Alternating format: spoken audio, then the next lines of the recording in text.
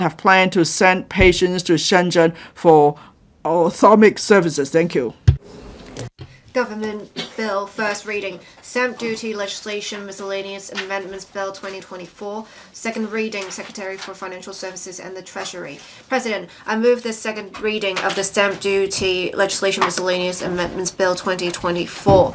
The purpose of the bill is to give effect to the measures proposed in the 2024-25 budget to waive the stamp duty payable on the transfer of shares or units of real estate investment trust REITs and on transactions amounting to jobbing business of options market makers. There are also amendments to provide for a revised stamp duty collection arrangement upon the implementation of the uncertificated securities market USM regime in Hong Kong. Promoting the development of the REIT market has always been our objective. Since the launch of Hong Kong's first REIT in 2005, the Hong Kong REIT market has grown significantly and is gradually building up a solid foundation. Currently, under the stamp duty ordinance, the sale and purchase of REITs are subject to stamp duty at a rate of 0.1% on both the buyer and the seller. We observe that the sale and purchase of REITs are generally not subject to stamp duty in the major REIT markets in the region, including mainland Japan and Singapore. To enhance the competitiveness of Hong Kong's REITs and support further development of the market, we propose to waive the stamp duty on sales and purchases of REITs. The proposal, together with the earlier announcement by the CSRC in April this year that REITs would be included in the Shanghai, Shenzhen, Hong Kong Stock Connect, will significantly enhance the liquidity and attractiveness of Hong Kong REITs and broaden the investor base.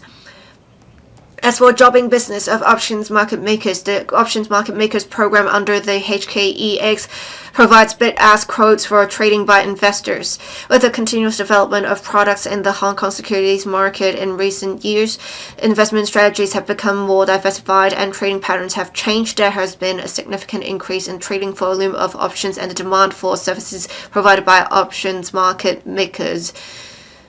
At present, under the stamp duty ordinance, any person effecting a transaction amounting to jobbing business is required to make a contract note and pay a fixed stamp duty of $5 for the stamping of each contract note, which is a fixed cost for an options market maker. At present, market makers of products other than the option market makers are not subject to the relevant duty. The waiving of stamp duty payable will enhance the efficiency of the options market, further facilitate investors, reduce the costs of option market makers, and bring the arrangement in line with the arrangement for other market makers. We also propose to grant a corresponding waiver to the requirement for the preparation of contract notes and stamping for such business. The implementation of a USM regime is one of the measures to enhance Hong Kong's financial infrastructure. The objective is to allow investors to hold and transfer legal title to shares in a digitized environment, so as to enhance the efficiency of our market and improve investor protection and transparency.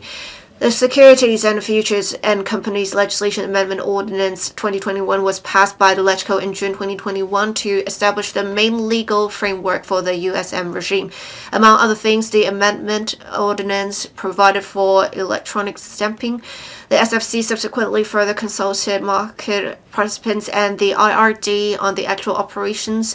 In order to have a simpler and more efficient process, we propose to enhance the relevant arrangements. Specifically, we propose that approved securities registrars may leverage on the existing e-stamping arrangements under the stamp duty ordinance and facilitate the stamping process by directing investors to the stamp office's e-platform to complete the stamping and stamp duty payment process. I urge members to pass the bill to implement as soon as possible the three initiatives, including the waiving of stamp duty payable on transfers of shares or units of REITs and transactions amounting to job business of options market makers, as well as the arrangements for the collection of stamp duty under the USM regime in Hong Kong. I so submit. Thank you, President.